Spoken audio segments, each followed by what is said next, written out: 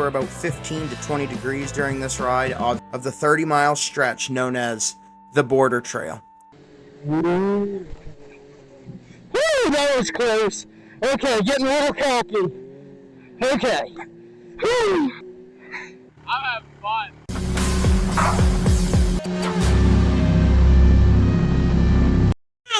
Good job. Welcome back! Hello, welcome back to part 2 of the Border Trail adventure on Northeast Snowmobile Adventures, the playlist brought to you by Northeast Adventures. I'm your host, Austin. We're going to be kicking it right off, leaving Caribou. We did end up making it from Van Buren to Caribou, and were able to find the gas station that was open. Each sled had 1 bar of fuel remaining when we had pulled in to fuel up. It ain't got no gas in it. So it was a pretty harrowing experience. Definitely not something that we were prepared for. We didn't know that the gas stations up in Van Buren were going to be shut down.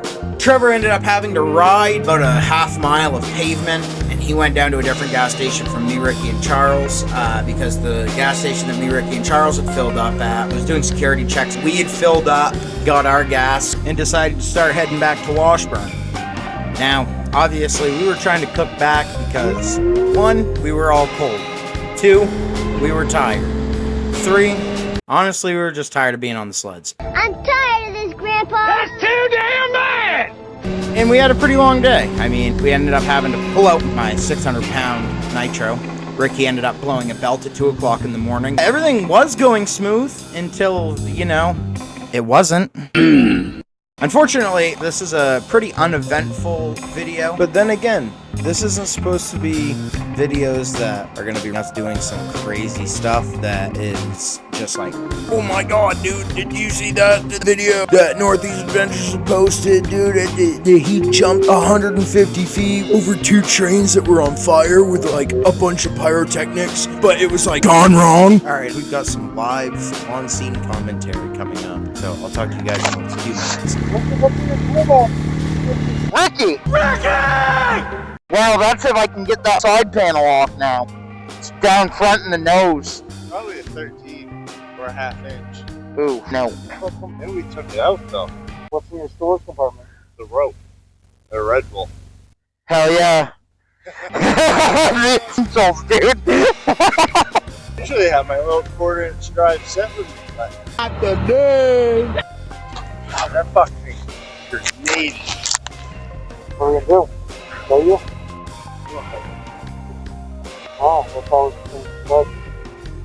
We'll tell you the side panel off, I'm not going to be probably shut off because it's getting hot. Good though. It shuts itself off. Oh, you got your flashlight?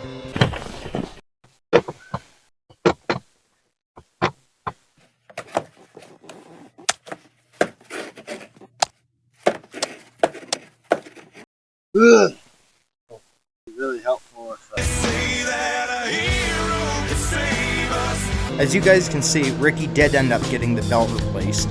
Trying to figure out for a second what to do because Ricky didn't have a tool set with him. Luckily, after pulling off the front end of my sled and grabbing my toolkit, I did end up having the socket that he needed in order to pull the secondary clutch off to replace the belt. I also want to say something about the helmet mic quality.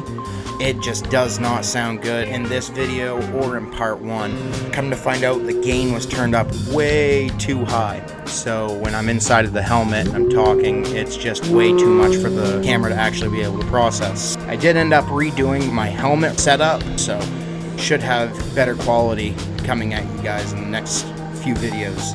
Unfortunately, it's looking like the sledding season is already coming to a very fast end.